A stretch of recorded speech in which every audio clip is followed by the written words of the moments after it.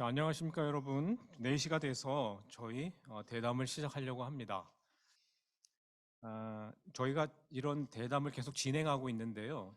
첫 번째 회에는 한양대학교 전 총장님이신 김우승 총장님을 모시고 에리카가 왜 그렇게 성공할 수 있었는지에 대한 비밀을 한꺼풀씩 벗겨보았습니다. 그리고 나서 여러분의 의견을 들었는데 다음 흥미로운 주제가 뭐냐 이렇게 말씀을 주셨을 때 많은 분들이 챗 GPT에 대해서 한번 다루어줬으면 좋겠다 이런 말씀을 주셨습니다.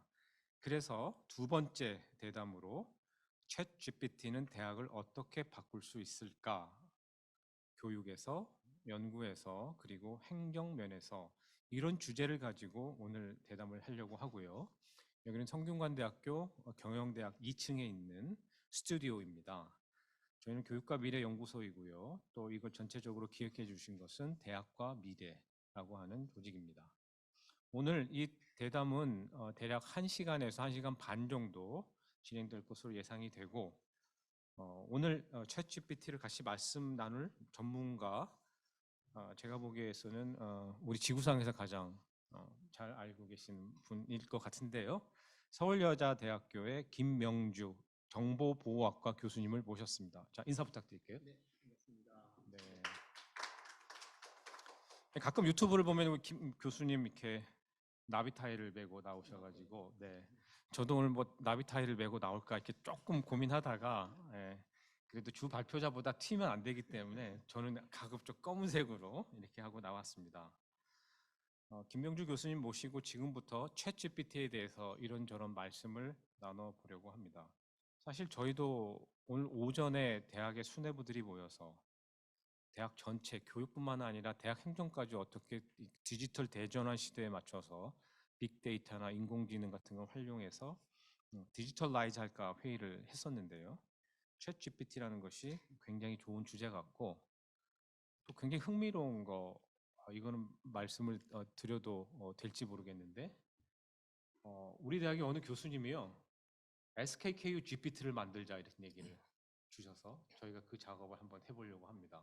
성균관대학교에 모여 있는 그 많은 그 데이터를 가지고 화공과 교수님이 그 제안을 주셔서 네. 참 신박하다.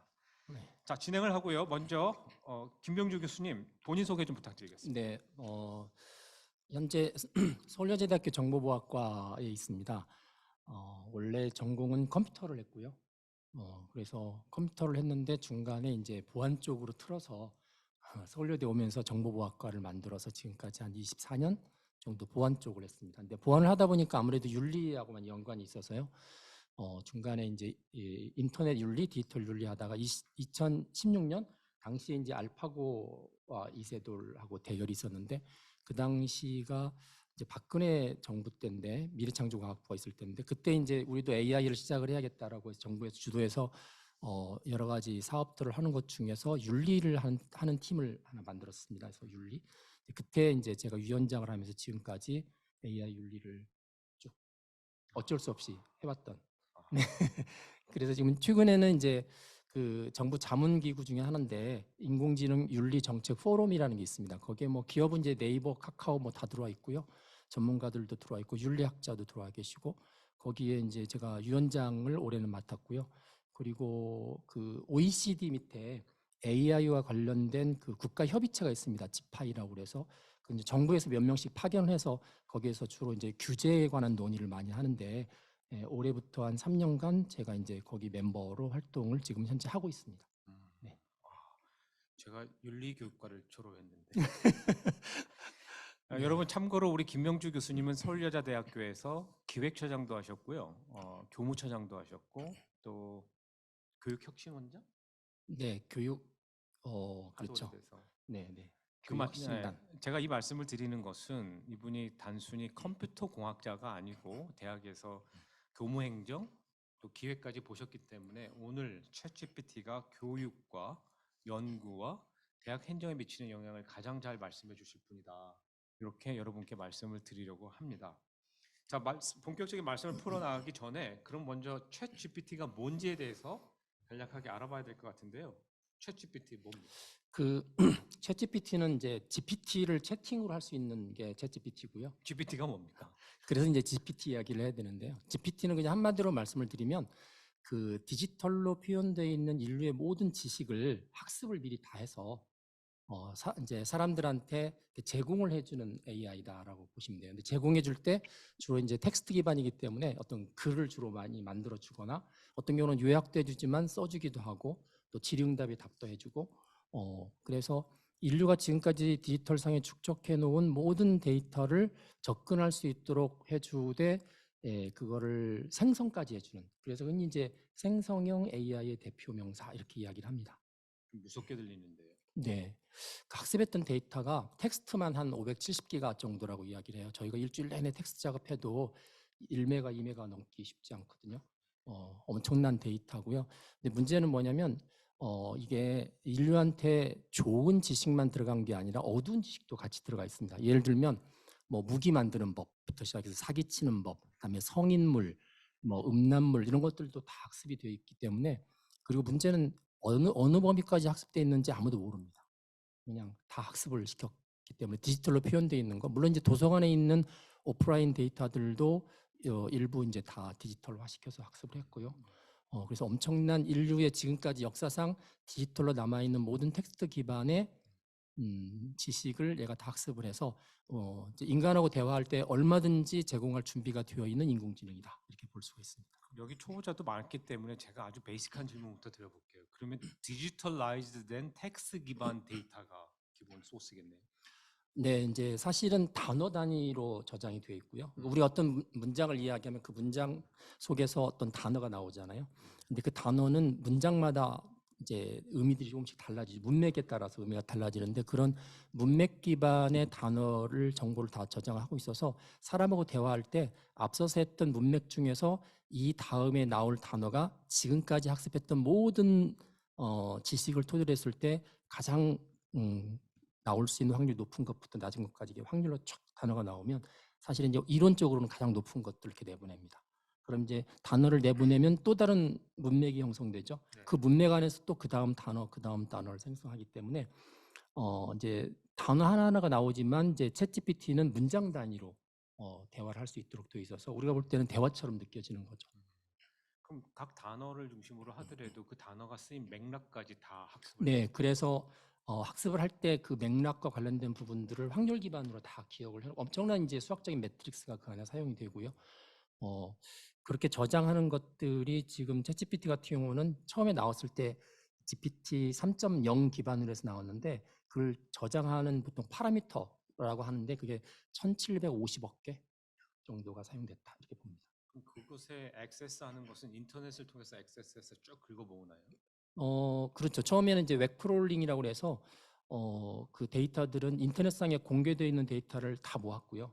그 다음에 그 인터넷상에서도 좀 좋지 않은 질의 데이터들을 걸러냈습니다. 아, 그렇습니다. 네네. 누가 그걸 합니까? 이제 그거는 자동으로 하기도 하고 또 사람을 통해서 하기도 하고.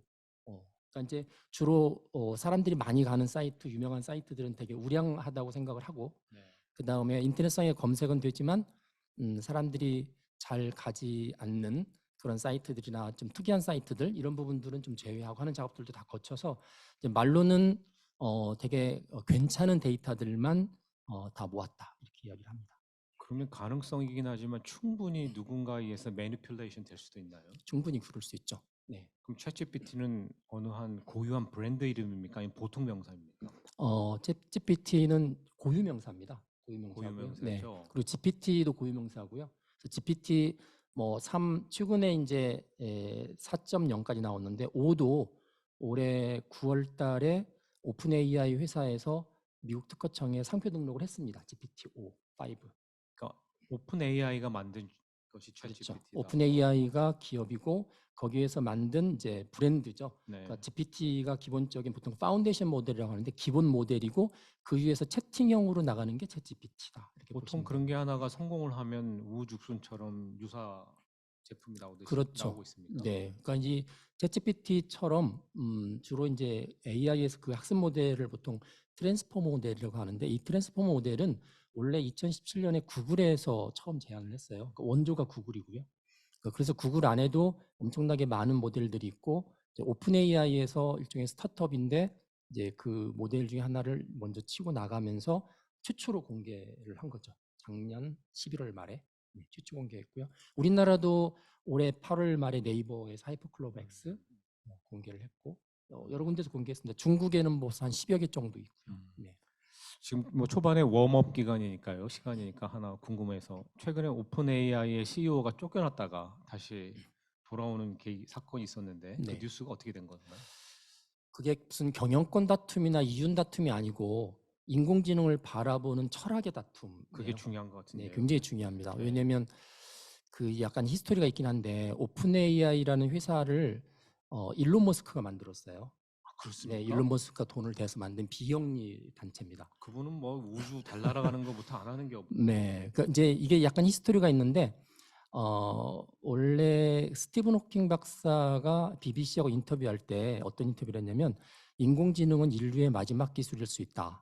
그러니까 인류가 AI한테 배신당할 수 있다라는 이야기를 꺼내고 나서 일론 머스크, 빌 게이츠 많은 유명한 분들이 다 찬성을 하면서 그래서 마구 만들 게 아니라 잘 견제하면서 조심해서 만들어야 되고 안전한 AI를 만들어야 된다라고 이야기했고요. 특히 일론 머스크 같은 경우는 구글이 실질적으로는 테크 기업으로 1위잖아요. 검색 엔진 1위 시장이니까. 그래서 구글이 이제 트랜스포 모델을 처음 발표하면서 야, 저 구글한테 AI까지 뺏기면 지금 검색 엔진도 뺏겼는데 AI까지 뺏기면 전 세계가 구글한테 휘둘리겠다. 그래서 자기가 돈을 내서 만든 게 오픈 AI입니다. 거기는 이제 AI의 다음 단계가 보통 AGI라고 그래서 사람처럼 모든 분야를 다 잘하게 되는 인공지능을 보통 범용 인공지능이라고 하는데 이 범용 인공지능은 굉장히 중요한 게 안전이다. 그래서 안전이란 키워드를 가지고 만들었는데 문제는 샘 알트만이 이제 대표이사가 돼서 최근 1년 사이에 챗GPT를 오픈AI에서 발표를 했잖아요. 근데 안전이란 키워드가 자꾸 소홀하게 되고 자꾸 사업만 넓히고 그리고 이제 문제는 이사들하고 잘 협의를 하지 않은 거예요. 그러니까 이사가 전부 6명인데 6명 중에서 4사람이 원래 오픈 AI의 취지는 안전한 인공지능이다. 따라서 샘 알트만과 지금 이사회 의장은 책임지고 물러나야겠다. 그래서 이제 사표를 해임을 시킨 거죠. 전격 해임을 시켰고요. 해임을 시켰는데 이제 사실은 뭐 이사 입장에서는 그 조직의 정신을 이어가도록 하는 게 중요하고 이사분들은 어떤 특징이 있냐면요. 이분들은 어느 기업의 대표 이렇게 대표로 오신 분도 아니고 그다음에 뭐 주주 개념도 없고 독립이사입니다. 그냥 그 정신만 가지고 있는 사람들인데 그러니까 이분들은 이제 오픈 AI의 정신적인 그 원래 취지에 대해서 굉장히 충실한 거죠. 그래서 대표만 바꾸면 될 줄 알았는데 오픈 AI의 직원이 한 750명 되는데 700명이 그만두겠다고 이제 데모를 한 거죠. 사표를 내고 그리고 마침 구글의 라이벌이라고 하는 마이크로소프트사에서 샘 알트만부터 시작해서 700명 다 받겠다. 우리가 다 받아주겠다. 이렇게 하니까 이제 그렇게 되면 오픈 AI는 공중분해되잖아요. 네. 그러니까 이제 이사 중에서 그 일리아라는 분이 있는데 그분이 약간 이제 사내이사인데 이분이 쫓아내는데 가입했다가 회사가 없어지면 안 되니까 그 700명 사인할 때 이제 본인이 돌아섰습니다. 돌아서면서 나머지 3명이 사회이사인데 사회이사를 내보내고 이제 이사진을 교체하면서 다시 샘 알트만이 5일 만에 복귀가 됐죠. 5일 천하처럼 돼버렸습니다. 그때 중요한 논쟁 중에 하나가 이게 나중에 좀 본격적으로 교육 연구 대학 행정에 접목하는 얘기를 좀 하겠습니다. 이게 좀 재밌는 부분이라서 잠시 AI 개발을 스톱하자 네. 이런 게 중요한 포인트였습니까? 그거는 그보다 훨씬 한 3, 4개월 전에 더 나왔던 이야기고요. 네. 그 FLI라는 미국 단체에서 6개월간 AI 개발을 중단하자는 공개 서신을 냈고요. 그 공개 서신이 이제 사실은 뭐 그냥 해프닝으로 끝날 줄 알았는데 그 공개 서신에 참여한 사람들이 이제 아까 말씀드렸던 유명한 사람들 다 들어가 있습니다. 다 들어가 있어서 결국은 그 영향을 좀 받았다고 생각을 하고 있고요. 그것 때문에 최근에 미국에서 바이든 대통령이 AI 행정명령을 발동을 했고 그리고 유럽연합에서 AI 법이 통과가 됐고 또 G7에서 또 히로시마 AI 프로세스라는 게 엊그제 발의가 됐습니다. 그래서 결국 이제 인공지능에 대해서 안전을 위한 규제가 본격화된 게 말씀하셨던 공개 서신과 관련돼 있는 거고요. 그런 흐름에 이제 동조하시는 이사들이 샘 알트만에 대해서 경영권을 발동했던 거가 지난번 오픈 AI 사태다 이렇게 보시면 될 것 같습니다. 갑자기 영화 월스트리트라는 게 생각나는데 거기서 마이클 더글라스인가 하는 배우인데요. 그분이 휴먼 그리드가 세상을 움직이는 기본적인 작동 원리다. 휴먼 그리드를 무시하지 마라. 그러니까 주주들이 오픈 AI의 윤리와 잠시 작동을 멈추고 뭔가 생각할 시간을 갖자든가 우리가 나가는 속도가 바른지 한번 성찰을 해보자는 것과 네, 이걸 통해서 뭔가 모니터링, 그 금전적 이득. 네. 그러니까 결국 자본과 윤리의 싸움에서 자본이 이겼다고 봐야 됩니까? 그렇죠. 그걸 표현을 이제 보통 부모와 두머의 대결이었다 이렇게 봐요. 부모는 이제 AI 기술 개발이 우선이다. 이렇게 붐을 일으키는 사람들이고요. 부모. 예, 예. 그다음에 둠이라는 거는 이제 망했다는 거죠. AI 때문에 우리는 잘못하면 AI 때문에 망한다.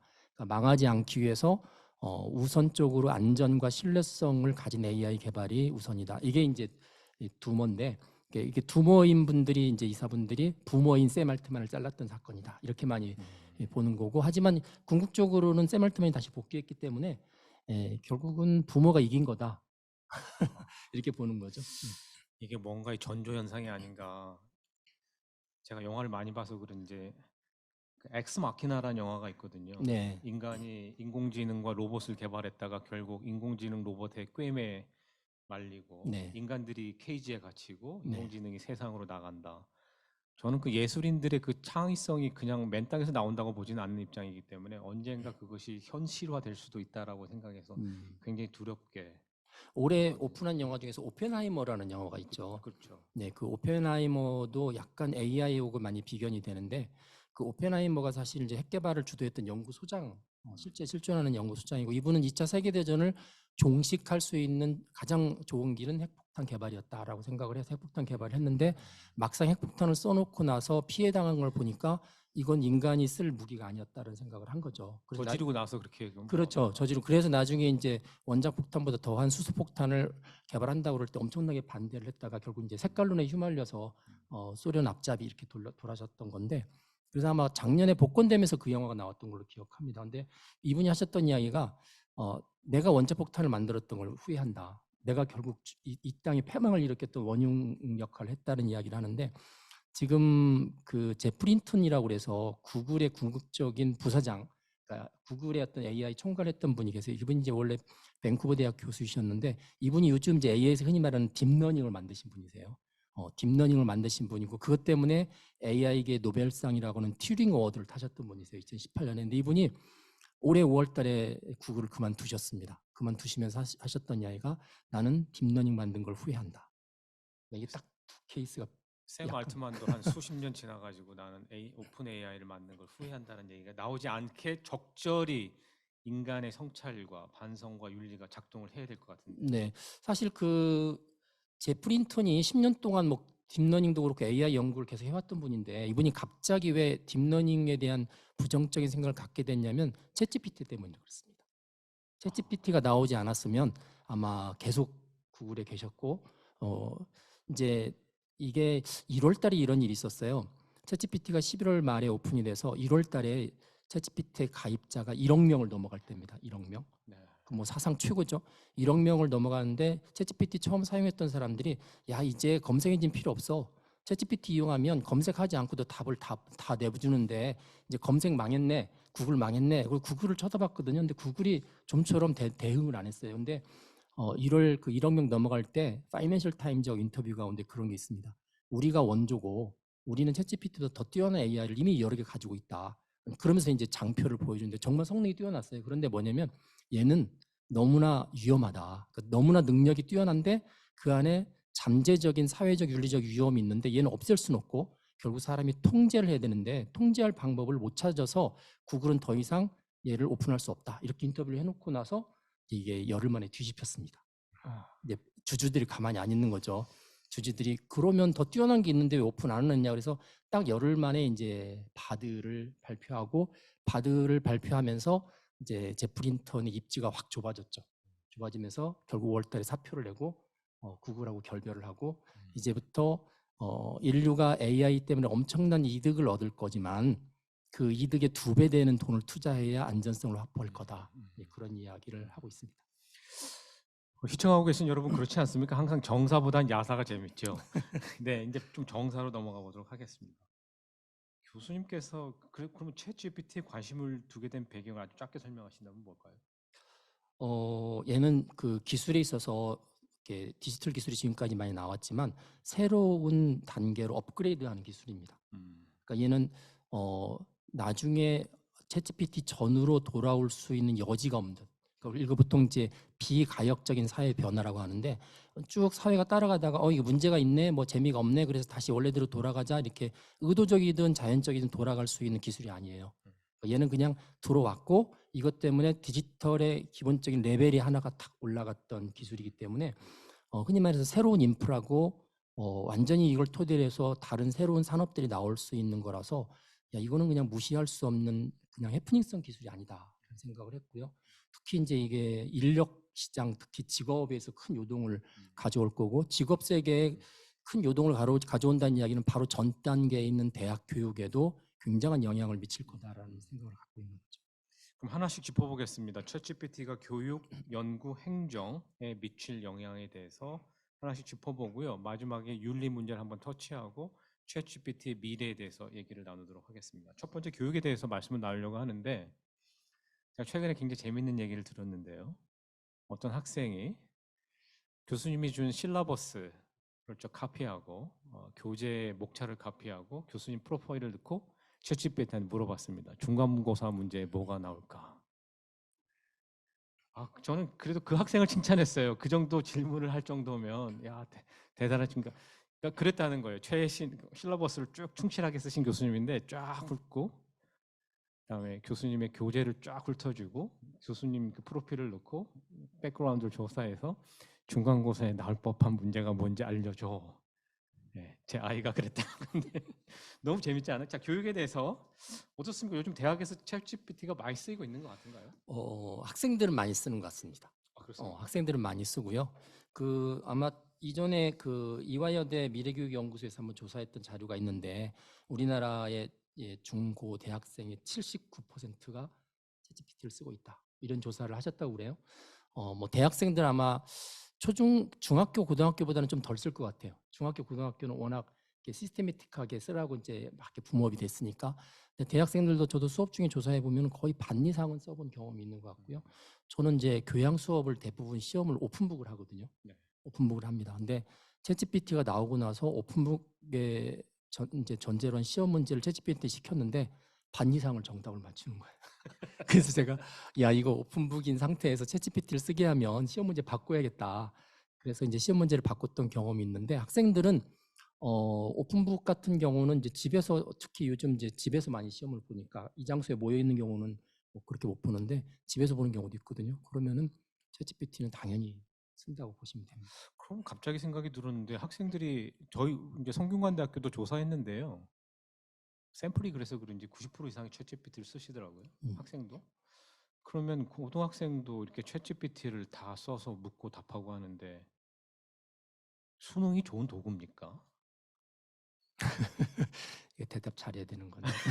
이게 다 챗GPT가 음성 언어도 이렇게 다 이렇게 수집을 하나요? 아니면 그냥 말씀하셔도 되고. 아니 그러니까 이제 이게 보통 이제 시험을 가지고 어떤 사람의 역량이나 어떤 학습 능력을 평가한다고 그럴 때 이게 기본적으로 그 시험을 보는 사람들이 쓰고 있는 기본 인프라를 전제를 하는 것 같아요. 옛날에는 이렇게 뭐 주판도 하고 주산도 할 때하고 계산기 쓸 때하고 막 다른 것처럼 지금 검색 엔진도 쓰고 있고 그런데 이제 챗GPT가 일반적인 도구로 이렇게 딱 들어오는 상황에서 아까처럼 이제 제가 교육도 바뀌어야 되지만 교육이 바뀌면 당연히 테스트하는 게 바뀌어야 됩니다. 네. 왜냐면 옛날 방식으로 테스트를 하면서 사람을 뽑았는데 실제 산업 현장이나 직업 현장에 갔을 때는 다른 도구를 쓰고 있을 수 있거든요. 그렇죠. 그러니까 그래서 이 부분은 굉장히 심각하게 고민을 해야 되는 앞으로 연구 과제인 것 같습니다. 학생들이 공부하는 방식이 달라지는데 평가하는 방식이 달라지지 않으면 학생들은 저 먼 발치 앞에 나가 있는데 평가에 네. 뒤로 가고 이제 옛날 방식을 하려면은 이제 새로운 도구를 못 쓰도록 해야 되는 거죠. 네. 근데 그게 과연 바람직한 거냐 이제 질문이 있습니다. 예를 들면 면접에도 요즘 이제 대학생들이 입시가 아니고 기업체 면접 보잖아요. 자기소개서를 내는데 어느 기업들은 챗GPT를 썼는지 안 했는지를 체크를 합니다. 네. 체크해서 이런 생성형 AI로 자기소개서를 쓴 친구들은 떨어뜨렸다고 그래요. 그래서 제가 그 기업 담당자한테 막 뭐라 그랬어요. 생성형 AI로 챗GPT를 쓰면 떨어뜨린다고 고지했냐? 고지 안 했대요. 근데 그걸 왜 그러면 나중에 갑자기 돌려가지고 체크해 떨어뜨리냐 그랬더니 그렇게 자기 이력서를 자기 힘으로 못 쓰는 친구를 안 뽑겠다는 거죠. 그래서 그럼 처음부터 그렇게 하든지 아니면은 이 친구들은 원래 자연스럽게 쓰는 거니까 그것까지 써서 하는 걸 감안해서 뽑든지 이렇게 해야 되는데 이게 이제 기성세대와 새로운 세대들 사이에 자꾸 이제 그런 새로운 도구가 왔을 때 갭이 벌어지는 거고요. 그래서 명확하게 합의를 하지 않고 서로 다른 세계에서 이제 기준을 들이대면 이제 충돌이 벌어지는 것 같습니다. 교육 현장도 그런 것 같고 입학 기업체 입사도 지금 현재 그런 것 같습니다. 그럼 좀 더 단도직입적으로 교수님은 학생들이 과제나 시험을 볼 때 챗GPT를 쓰는 걸 허용하십니까? 저는 허용을 합니다. 제가 이제 교양 과목 중에서 창의적 사고 수업을 지금 15년째 하고 있는데, 창의적 사고. 네, 챗GPT한테 제가 학생들한테 냈던 문제들이 심지어 이제 창의사고 뒷단에 가면 알투실러가 말했던 트리즈라는 게 있거든요. 트리즈 이론. 어떤 문제는 모순으로 봐서 모순을 해결하는 과정인데 트리즈를 얘한테 물어봤어요. 다 아는 거예요. 트리즈에서 자, 이 문제를 한번 풀어볼래? 여기 있는 모순을 한번 이야기해 볼래? 모순 두 개를 다 이야기하고요. 그럼 모순표에 있는 걸 한번 찾아서 풀어볼래? 그랬더니 모순표는 자기가 읽을 수 없지만 그래요. 읽을 수 없지만 모순표에 있는 내용을 통해서 풀면 다음과 같은 것을 풀 수 있습니다. 근데 그 내용이 모순표에 있는 내용입니다. 그래서 문제를 풀어냅니다. 이제 물론 주어진 문제를 구체적으로 하지 못하지만 그 표준 솔루션이라는 걸 다 제시를 하고요.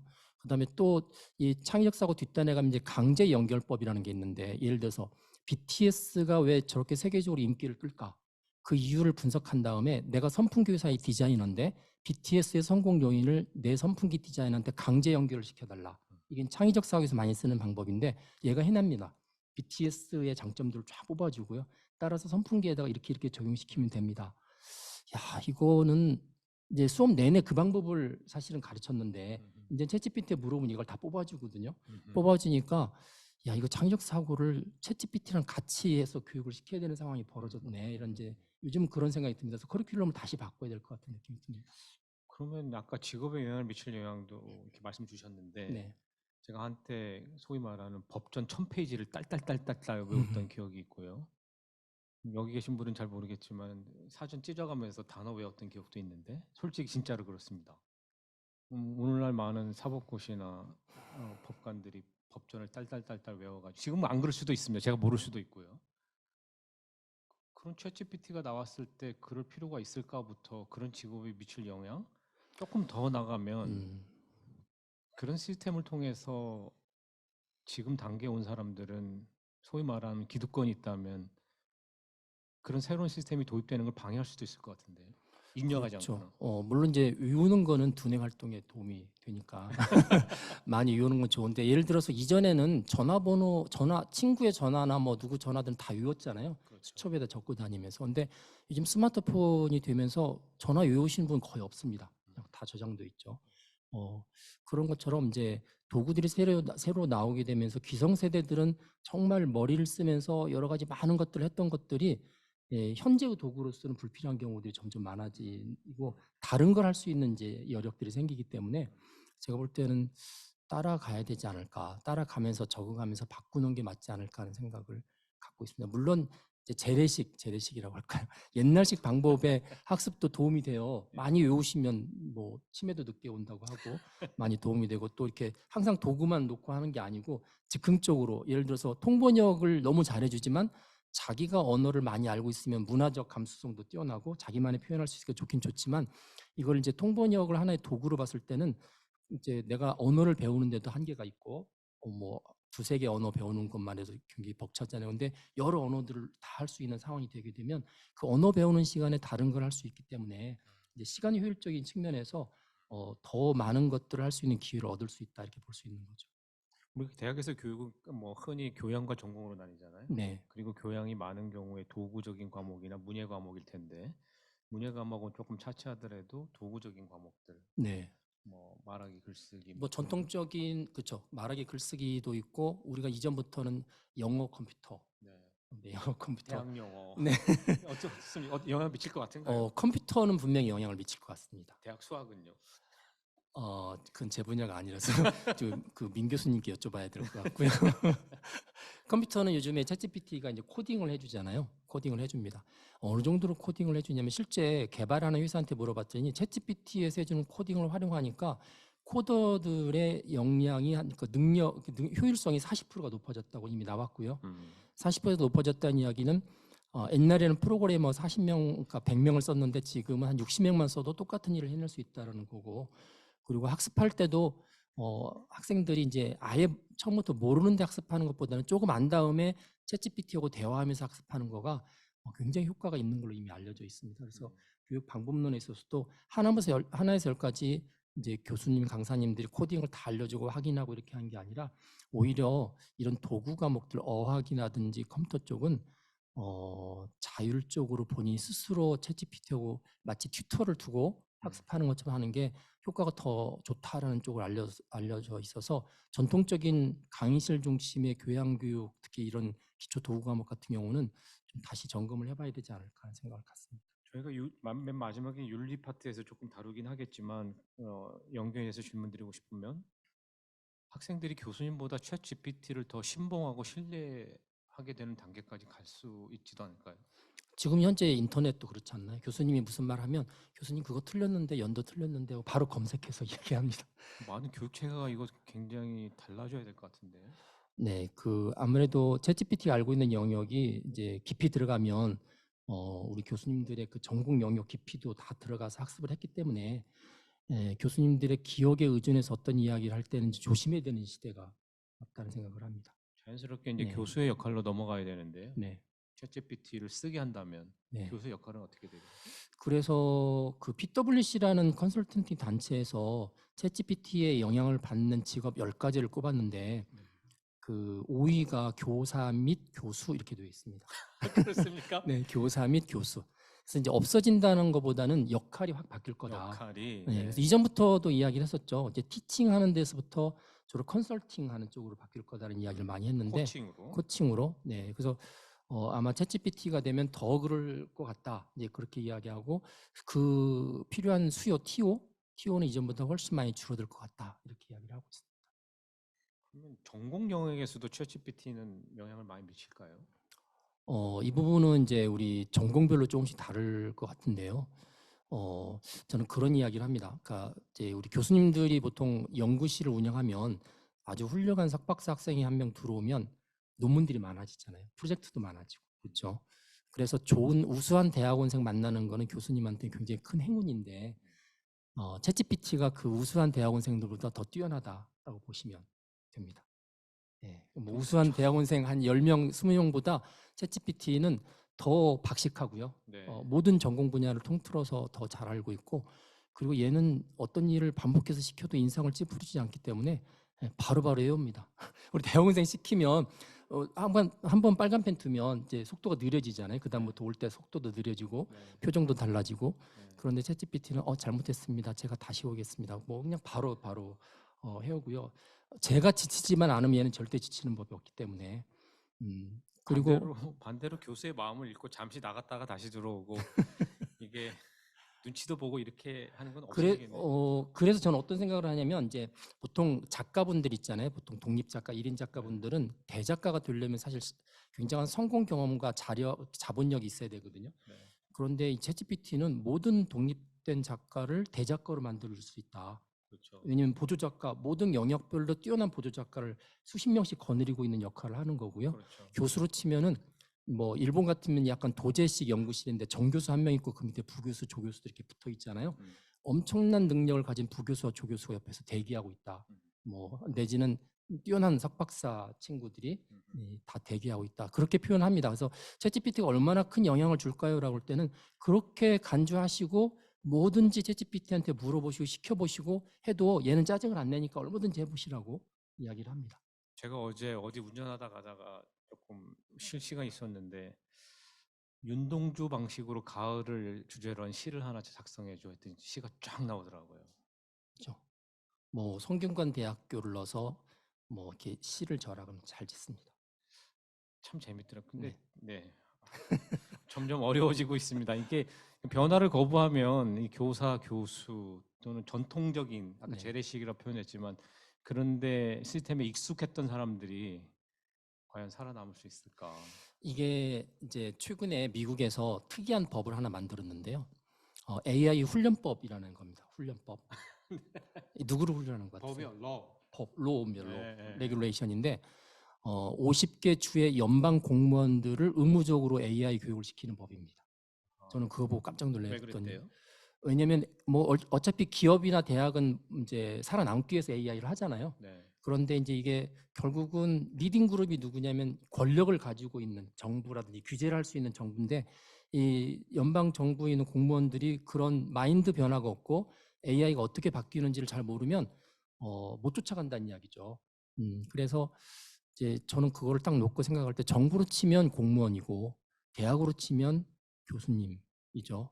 교수님이고 어떤 기성세대 기득권, 그러니까 AI가 없어도 지금까지 잘 살아오셨고 앞으로 AI가 많이 발전한다고 그래도 나머지 내 여성에 별로 특별히 영향을 안 받을 것 같다라고 생각하시는 분들이 사실은 사회의 중심에 있거든요. 근데 이분들이 결국은 이제 마인드가 바뀌시고 다음 세대를 위해서 같이 움직여 주시면 그 사회는 굉장히 확산 속도가 빨라지기 때문에 이제 이거를 강제할 수 없죠. 왜냐하면 기득권인 분들한테 뭘 요구한다는 건 그분들이 결정하시는 건데. 네. 근데 그래서 제가 AI 훈련법을 딱 보면서 야 미국을 참 따라잡기 힘들겠다. 네. 미국 하는 거 보니까 우리가 따라잡기 힘들겠다. 그래서 제가 정부한테 우리도 우리나라 공무원하고 공공기관 높으신 분들 훈련시키는 법을 하나 만듭시다. 미국 거 그대로 도입합시다. 제가 네. 제안을 했는데 제안을 드렸더니 그분 색깔이 별로 얼난색이 안 좋아지셨습니다.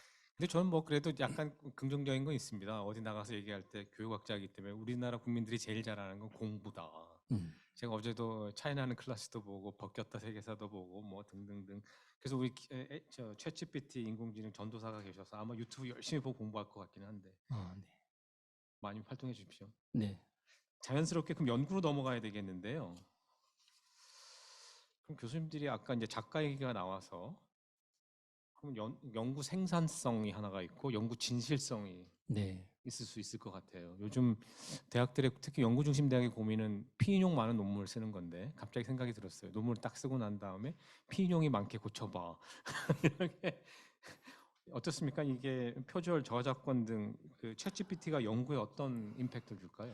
그 연구 시작할 때 사실 제안서 많이 쓰잖아요. 사업계획서요. 제안서? 네, 사업계획서 잘 써줍니다. 그럴 것 같아요. 네, 사업계획서 잘 써줍니다. 제가 몇 번 써봤습니다. 실험 삼아서. 이 기본적으로 그냥 우리가 흔히 말해서 맨땅에 헤딩한다고 그러는데 얘는 그냥 아무것도 없는 데서 어떤 주제로 계획서를 쓰고 싶은데 어떻게 써야 돼? 내가 무슨 이제 연구 배경, 연구 효과, 뭐 레퍼런스 다 해달라면 다 써줍니다. 그리고 그 부분에 대해서 이제 문맥 기반이기 때문에 이 부분은 너무 짧은데 좀 길게 써줄래? 이런 거 넣어서 써줄래? 하면 잘 써줍니다. 저는 그러면서 어떤 생각이 드냐면 아주 똑똑한 대학원생 데리고 프로포절 작업하는 것 같은 느낌이 좀 들었습니다. 맞는 것 같아요. 네. 저도 개인적으로 보면 외국에 있는 제 동료들하고 이메일 주고받을 때 이메일에서 실수하지 않거나 용어 잘못 쓰지 않게 해서 되게 고심을 많이 하는데 요즘 써가지고 챗GPT한테 폴라이트하고 포멀한 레터 형식으로 바꿔줘. 그러면 정말 잘 바꿔줍니다. 그렇죠. 어디서 그렇게 야 이거는 정말 잘 바꿔주고 그거 갖고 제가 조금만 모디파이 하면 그리고 이제 논문 쓰고 나서 앱스트랙 쓸 때 500자 이내로 딱 500캐릭터 하면 딱 맞춰주더라고요. 챗GPT가 너무 잘하는 영역입니다. 그 학생들이 이제 보통 유학 가면 추천서를 받잖아요. 그렇죠. 그래서 저쪽 추천서 라이브러리가 있는데 그 추천서 라이브러리를 한 번은 챗GPT한테 줘서 고치라고 그랬어요. 와, 너무 멋있게 고치는 거예요. 그리고 보면서 야, 이 친구들은 다 합격하겠다. 뭐 이런 생각이 들었는데 한 번은 이제 번역하는 것도 초등학생 수준으로 해줘. 너무 잘해주고요. 유교 문서 스타일로 해줄래? 유교 문서에 쓰고 있는 포멀한 영어를 써서 해줍니다. 그래서 제가 한 번은 셰익스피어가 만약에 국민교육 헌장을 번역을 했으면 어떻게 했을까 물어봤거든요. 15세기, 16세기 영어로 바꿔줍니다. 그래서 그 미국의 한 영문학과 교수님이 챗GPT를 쓰고 나셔서 영문학과면 미국으로는 국문학과인가요? 네. 네. 우리 영문학 하는 사람들의 큰 위기다 뭐 이렇게까지 이야기를 하셨던 것 같은데 너무 잘해줍니다.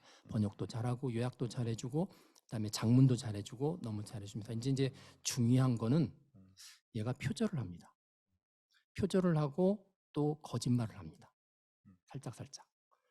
그 거짓말을 하는데 이제 이게 어떤 거냐면 대학원생이 진짜 똑똑해서 어떤 경우는 저보다 똑똑해서 뭐 제안서 써오라면 저보다 더 잘 쓰고 논문도 잘 쓰는데 사이사이에 거짓말이 숨어 있는 거예요. 그러니까 이걸 내가 검증을 하지 않고 그냥 내보내면 어느 순간인가 폭탄을 맞을 것 같은. 그렇죠. 네, 이게 굉장히 중요합니다. 그걸 이제 이쪽 AI 쪽에서는 보통 할루시네이션이라고 표현하는데 환각이라고 하는데 아까 그 트랜스포머 모델의 얘는 그냥 태생적 약점이에요. 그러니까 단어를 쭉 생성하기 때문에 우리가 어떤 문장을 생성할 때는 그 문장 안에서 이게 거짓말인지 아닌지를 본인이 느끼면서 대답을 하거든요. 뭐 모르더라도 그냥 통째가 나가면 그런데 이제 얘는 단어들로 생성하기 때문에 앞에 단어가 나왔는데 그게 그 다음 거 나갈 때 어떤 전체적으로 이렇게 참거짓을 구분하지 않고 그냥 나갈 수 있는 확률 기반으로 쭉 문장이 나가버리거든요. 그러면은 전체적인 문장을 봤을 때 이게 거짓인지 참인지 모르겠는데 너무 진짜처럼 문장을 만드는 거예요. 그래서 특히 이제 참고문헌 같은 데는 가장 환각 현상이 많이 드러난다고 알려져 있습니다. 참고문헌. 그래서 야, 이게 챗GPT는 들으면 이렇게 죄의식 없이 자기가 잘못하는 것인지 인식하지 못하고 그냥 무의식적으로 글을 낼 수도 있을 것 같은데. 그래서 저는 이제 어떤 생각이 들었냐면요. 조심해서 써야 된다. 네, 조심해서. 그러니까요. 자연스럽게 연구 진실성 문제로 좀 가야 될 것 같은데 네. 제가 정확하진 않은데 네이처인지 사이언스인가 처음에 챗GPT한테 오서십을 인정할 것인가. 네. 교수님 어떻게 생각하세요?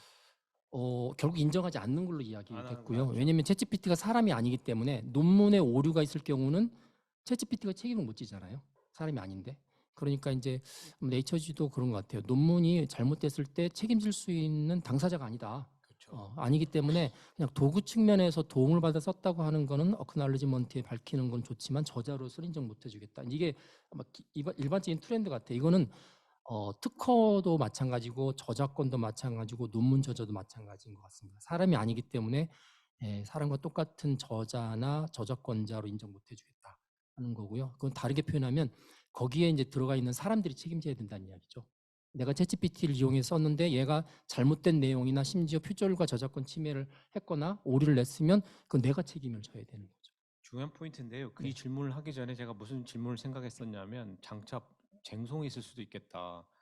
이건 챗GPT가 잘못한 거지 나의 오리지널 인텐션이 아니었다라고 빠지면 판관이 챗GPT에게 법적 당사자 뭐 인격이라고 지금 법인격이라고 얘기하는데 인정할 것인가. 근데 교수님 말씀 따르면 그거 굉장히 위험한 게 처음에 챗GPT 나왔을 때 사람들이 너무 글을 잘 써주는 거예요. 네. 그래서 사람들이 어떤 거에서 글을 쓴 다음에 자기 이름으로 발표하신 글들이 되게 많으세요. 챗GPT를 이용했다는 말을 싹 빼고 네. 그냥 본인이 쓴 것처럼. 네. 그래서 그거 조심하셔야 된다고. 네. 왜냐면 자기가 책임지는 거니까. 첫 번째 AI가 쓴 글인지 아닌지 체크하는 도구들이 점점 좋아지고 있다. 그다음에 두 번째 얘가 어떤 경우는 표절을 한다고 이미 알려져 있어요. 논문에 나와 있습니다. 우리나라 펜스테이트 유니버시티의 이동원 교수님이라고 한국계 교수님이 올해 5월 달에 논문을 냈는데 GPT-3 바로 이전 모델 GPT-2거든요. 거기에서 얘가 만든 글 한 20만 건하고 학습한 게 800만 건인데 이걸 일일이 다 무식하게 다 대조를 하셨어요. 다 대조하셨는데 표절에 해당되는 3가지 케이스가 다 발견이 됐다. 따라서 GPT-3도 똑같은 거다라고 이야기했기 때문에 나중에 이제 보면 표절이 나왔을 경우에 이거 표절 나왔습니다. 그러면 사실은 제가 쓴 게 아니고 챗GPT를 이용해 썼는데요라고 이야기하면 인정해 줄까? 그러니까요. 예, 인정 안 해주겠죠. 그래서 조심해서 하셔야 된다. 특히 교육부 장관 하실 분들은 함부로 쓰시면 안 된다는 생각을 하고 있습니다. 네. 그럼 연구에서 좀 정리해 보면 어떨 때 도움이 되고 어떤 걸 조심해야 되지 한번 정리해 볼까요? 아무것도 없는데 생각을 뽑아낼 때는 참 좋은 것 같아요. 근데 아무것도 뭔가 그래도 좀 이렇게 클루가 있어야 이게 그렇죠. 하는 저 거꾸로 뭔가 아이디어가 있는데 음. 내가 어느 정도 수준이 되는지 확인할 때도 좋은 것 같고요. 그래서 챗GPT는 어떤 사람들한테 가장 좋으냐면 그 분야에 어느 정도 지식과 경험이 있는 사람이 챗GPT를 활용할 때는 진짜 좋은 도구예요. 왜냐하면 챗GPT가 거짓말하는 거나 잘못된 것도 자기가 파악할 수 있고 금방 검색해서 이거 얘가 잘못된 거네 빼고 그 다음에 어떤 표현을 할 때 이거는 내가 몰랐던 거네 자기가 또 소화해서 자기 방식대로 쓰고 그래서 이제 저는 챗GPT를 나를 대신하는 존재가 아니라 내가 밑에서 데리고 부릴 수 있는 협업도구로서는 진짜 좋은 도구다라는 생각을 합니다. 그러니까 협업이기 때문에 최종적으로 책임은 내가 져야 되고 내가 뭘 시키고 얻어서 그걸 소화해내는 것도 내가 해야 된다라는 생각을 합니다. 교육에서도 학생들을 그렇게 길러야 되겠네. 그렇죠. 네. 그래서 학생들한테도 챗GPT 활용을 할 때 제가 숙제를 낼 때도 그러거든요. 너희들이 한번 해보고 똑같이 내가 낸 숙제를 챗GPT 한번 돌려봐라. 돌렸을 때 너희가 한 거하고 챗GPT가 한 거가 어느 정도 수준이 있는지. 네. 그럼 챗GPT는 그냥 전 세계 평균 정도 하는 거니까 세계 평균에서 내가 얼마만큼 떨어져 있는지 아니면 앞서 있는지 확인할 수 있다. 이렇게 네. 이야기를 합니다. 네. 네. 뭐 챗GPT가 못한다고 그러면 역시 뭐 AI보다는 내가 더 뛰어나구나 이렇게 알 수도 있는 부분이기 때문에. 네. 잘 모르겠지만 단순 루틴하다고 할까요? 뭐 코딩, 문제 풀기 이런 거는 챗GPT가 상당히 줄일 수도 있습니까? 이제 줄인다는 게 시간을, 노력을, 그러면요. 품을. 네, 아까 말씀드렸지만 코딩 쪽은 벌써 40% 정도 효율성이 있다고 이미 알려져 있고요. 뭐 작문, 영어 이런 쪽은 뭐 더 잘 되어 있고, 특히 챗GPT가 최근에 이제 언어 쪽, 특히 번역 쪽 이런 쪽은 이제 무료로 전환하기로 했기 때문에 특히 통번역 쪽은 뭐 거의 무료로 아무나 가져다 쓸 수 있는 상황이 벌어졌고, 꼭 챗GPT뿐만이 아니라 요즘에 뭐 SK텔레콤도 그렇고 삼성도 그렇고 이제 통번역은 거의 무료처럼 이제 쓰겠다고 제시를 하고 있어서 이제 어학 쪽이나 뭐 작문 쪽이나 이런 부분들은 점점 이제 보편적인 인프라로 누구나 쓸 수 있는 것처럼 되는 시대가 열리지 않을까 생각합니다. 야, 이 세상이 그렇게 변하고 있는데 그 변화를 인지하지 못하거나 따라가지 못하면 자연에서는 도태되게 마련인데 네. 대학은 어떨 것 같습니까? 사실 이제 인공지능 꼭 이제 챗GPT뿐만이 아니라 챗GPT는 사실 자연 언어 처리 분야고요. 챗GPT 전에도 인공지능에 관해서 뭐 딥러닝이라든지 많은 부분들이 있었고요. 챗GPT 때문에 가려서 그렇지 계속 꾸준히 이제 연구가 되고 있습니다. 근데 그 AI 분야는 굉장히 중요한 게 데이터인데 인문, 사회, 뭐 예술 모든 분야에서 각자의 데이터들이 다 있잖아요. 그래서 그 데이터를 이제 AI를 통해서 학습을 시켜서 챗GPT처럼 그 분야에 아주 뛰어난 보조 도구를 다들 가질 수 있거든요. 가질 수 있기 때문에 이제 문제는 뭐냐면 그런 데이터를 가장 잘 파악하시는 분은 그 분야의 전공자시잖아요. 그래서 전공자이신 분들이 잘 파악해서 AI를 도구로 잘 활용하시면 아마 전혀 다른 영역으로 이렇게 접어드실 수 있는데, 현재까지는 IT 하는 사람들은 뭐 어차피 트렌드가 AI 쪽이라서 AI 쪽으로 하긴 하지만 IT가 아닌 분야는 결국 그 데이터를 가장 많이 가지고 있고 경험하신 분들의 마인드가 바뀌어야만 이게 업그레이드가 됩니다. 그래서 이제 그래서 융복합, 융합 이야기가 많이 나오는데, 그래서 그런 데이터를 가지고 있고 BIT인 교수님들이 이제 어떠한 마인드를 갖고 있느냐에 따라서 그 영역에 있어서는 앞서가느냐 아니면 앞서가지 못하느냐가 아마 한 1, 2년 사이에 결정되지 않을까 저는 그런 생각을 합니다. 저희가 지금 학생 교육 연구 얘기했는데 그럼 대학 차원으로 좀 넘어가 보려고 하는데요. 대학을 경영한다, 운영한다, 행정한다 했을 때 챗GPT가 들어갈 여지도 있나요? 제가 챗GPT에 대해서 아마 지난달에 그 학사행정관리자협의회라고 2번 정도 강의를 했습니다. 2주에 가지고 했습니다. 챗GPT와 교육행정, 대학 교육행정.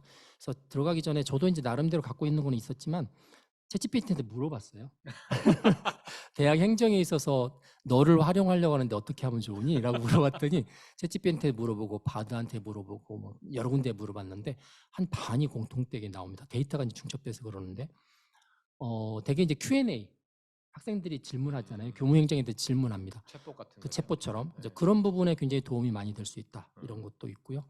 그 다음에 학생들의 학업에 대한 튜터 역할에 많이 도움이 될 수 있다. 그 다음에 입시에도 도움이 될 수 있다. 입시. 입시에도 도움이 될 수 있다. 뭐 이렇게 항목 한 10가지를 나열을 했는데 저도 이제 교무행정을 해서 많이 아는데 거의 모든 영역에 있어서 데이터만 있으면 다 할 수 있고 심지어 챗GPT는 그런 데이터를 학습해 놨기 때문에 그 직원분들이 어떤 일을 할 때 참조할 수 있는 역할로서 챗GPT가 또 굉장히 좋은 역할을 해줄 수 있다. 이렇게 이야기합니다. 그러니까 챗GPT가 잘 되려면 전제는 데이터가 많이 쌓여야 되는 그렇죠. 거죠. 근데 문제는 아까 제가 할루시네이션 이야기했잖아요. 예. 그래서 이제 그런 이야기를 챗GPT는 이제 장점만 이야기하니까 근데 제가 그런 이야기를 했어요. 챗GPT를 만약에 챗봇으로 열어서 학생들이 거기다가 상담을 했는데 예를 들어서 제가 이렇게 했는데 다음 학기 졸업 가능할까요? 라고 질문했더니 가능합니다. 라고 대답을 했는데 이게 할루시네이션이면 아하, 이제 소송 걸리죠. 그렇죠. 학생들은 기본적으로 교무처랑 통화할 때 녹음합니다. 기본적으로 녹음합니다. 네. 모든 건 다 법적인 근거가 네, 되기 네, 때문에. 네. 그래서 이 할루시네이션을 이제 잡기 위해서 결국은 그 대학만의 학칙이나 이런 것들에 대해서 보통 이제 추가 학습을 시켜야 되거든요. 네. 추가 학습을 시켜야 하는데 그게 비용도 많이 들고 쉽지 않고요. 음. 할루시네이션 잡는 게 쉽지 않습니다. 그래서 일반적으로 챗GPT는 우리가 이제 전공용어로 이야기할 때 비결정적 솔루션에는 유용하다. 그러니까 답이 100번 물어보면 100가지가 다 달라요. 그러니까 똑같은 답이라고 해도 똑같은 질문에도 챗GPT는 100개의 답이 다 다르거든요. 네. 같은 걸 절대 내지 않습니다. 네. 생성형이라서. 그렇기 때문에 되게 주관식인 경우는 괜찮아요. 뭐 사업 계획서를 이렇게 쓰든 저렇게 쓰든 이건 정답이 아니니까. 아하. 그런데 답이 딱 하나만 나오는 디터미니스틱한 솔루션에는 얘는 굉장히 음. 조심해야 되는 건데 졸업할 수 있냐 없냐. 학칙은 디터미니스틱합니다. 네. 네, 졸업할 수 있느냐 없느냐. 네. 그래서 그런 부분은 굉장히 조심해서 써야 된다. 그리고 그런 부분에 대해서 검증이 충분하면 쓸 수 있는데 그렇지 않고 썼다가는 엄청난 법률 비용을 초래할 수 있다. 이야기를 합니다. 제가 이제 그 모 은행의 자문 역할을 하는데 그 은행에서 벌써 AI를 한 50개 서비스를 하고 있더라고요. 근데 거기 은행의 그 유해 이제 금융지주 회장님이 챗GPT 나오니까 지금 은행에서 하고 있는 Q&A 너무 엉터리인데 챗GPT로 바꾸라고 미션이 딱 떨어진 거예요. 네. 그래서 이제 열심히 바꾸는 중에 있어 제가 막 뭐라고 그랬습니다. 그 바꾸시면 나중에 어떻게 대답할지 아느냐. 대답할 수 있는 100가지를 지금의 Q&A는 대답할 수 있는 모든 걸 다 파악하고 있거든요. 시나리오 안에서 대답을 하는 건데 얘는 어떻게 대답할지 모릅니다. 그러면 은행 나중에 책임지기 힘들다. 그래서 이건 조금 더 신중하게 하셔야 된다고 하는데 학사행정도 똑같은 이야기입니다. 교수님 강의를 듣고 그 회장님이 결정을 하셨어야 되는데. 네. 근데 지금 열심히 이제 그 회사는 챗GPT를 쓰지 않고 라마라고 그래서 이제 자기네 회사 안에 아예 챗GPT 같은 거를 독립해서 꾸미는 형태로 해서 지금 진행을 하고 있거든요. 그건 조금 더 낫습니다. 자기들이 필요한 데이터를 커스터마이징해서 계속 학습을 시켜주니까 학사행정도 만약에 쓰게 되면 그렇게 하는 게 훨씬 낫지 않을까 싶고 또 그런 이야기를 했는데 이전에 보면 국립대학교의 그 종합정보 시스템을 같이 통합해서 개발한 적이 있었죠 국가에서. 예. 뭐 그런 것처럼 어느 대학이 이 챗GPT 같은 거를 학사행정에 쓰기 위해서 독립해서 개발하는 것보다는 좀 통합해서 먼저 시범적으로 좀 개발해서 어느 정도 효율성이나 정확성이 입증이 되면 그거를 이제 배포하는 형태로 가는 게 맞지 않을까. 왜 그렇죠? 비용도 많이 들고요. 네. 그다음에 그 시간도 사실 많이 걸려서 어느 대학에서 교무팀이 그거 매달려서 하기는 효율성이 떨어집니다. 우리 대학이 지금 SKKU GPT 개발하려고 하는데. 네. 근데 금방 비결정적 솔루션 굉장히 중요한 말씀인 것 같은데 저 대학에서 지금 교무처장을 해서 휴먼 디시전이 딱 가야 되는 영역이 있거든요. 네. 데이터가 있을 때 쉽게 얘기하면 웃자고 봐주자 이게 있단 말이에요. 갑자기 드는 생각인데 챗GPT는 그런 연민이 있습니까? 연민?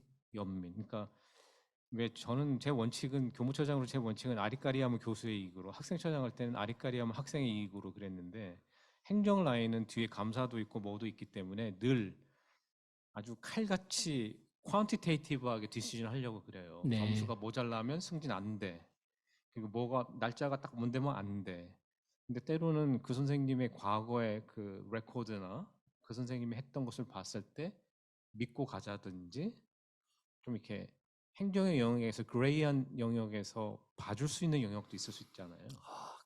그거에 비견될 수 있는 예인 줄 모르겠는데요. 한번 이게 굉장히 이슈가 된 적이 있어요. 5 더하기 2는 얼마일까? 7이죠. 네.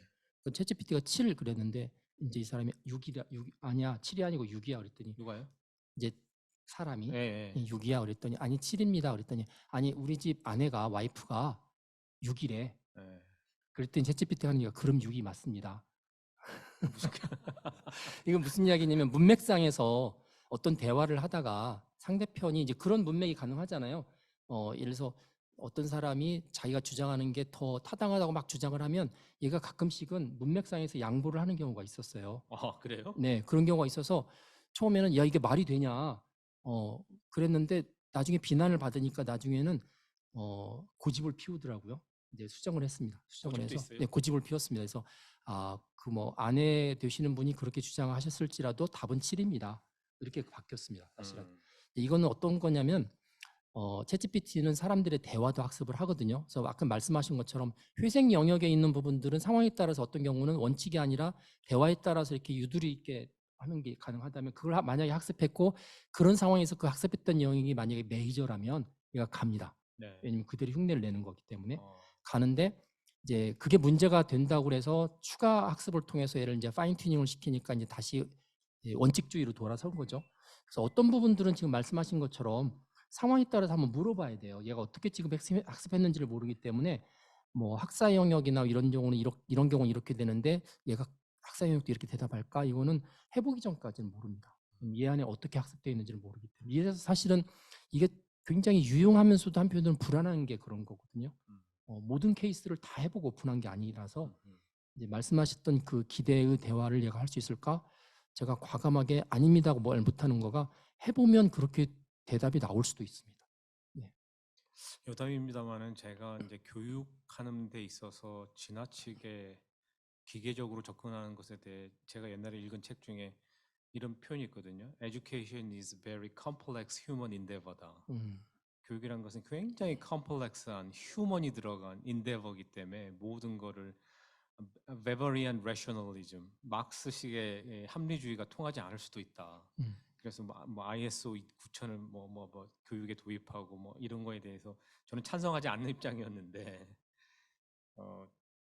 점점 챗GPT가 발생하면 이게 컴플렉스하고 휴먼한 것 같고 이렇게 레지스트할 수 있는 영역이 점점 줄어들고 모든 게 탁탁탁 떨어져야 되고 그러지는 너무 않은 것 같아요. 인휴먼한 세상 가지 않을까요? 근데 이게 원래 모든 대화를 학습했다는 이야기는 우리가 사람끼리 대화할 때 나오는 모든 현상이 챗GPT한테 나올 수 있다는 이야기예요. 문맥에 따라서 나올 수 있다는 이야기고, 근데 그게 굉장히 위험한 겁니다. 왜냐면 교수님은 자꾸 대상이 왔다 갔다 그 인공지능 신봉자 같기도 하고요. 네, 계속 하시죠. 예.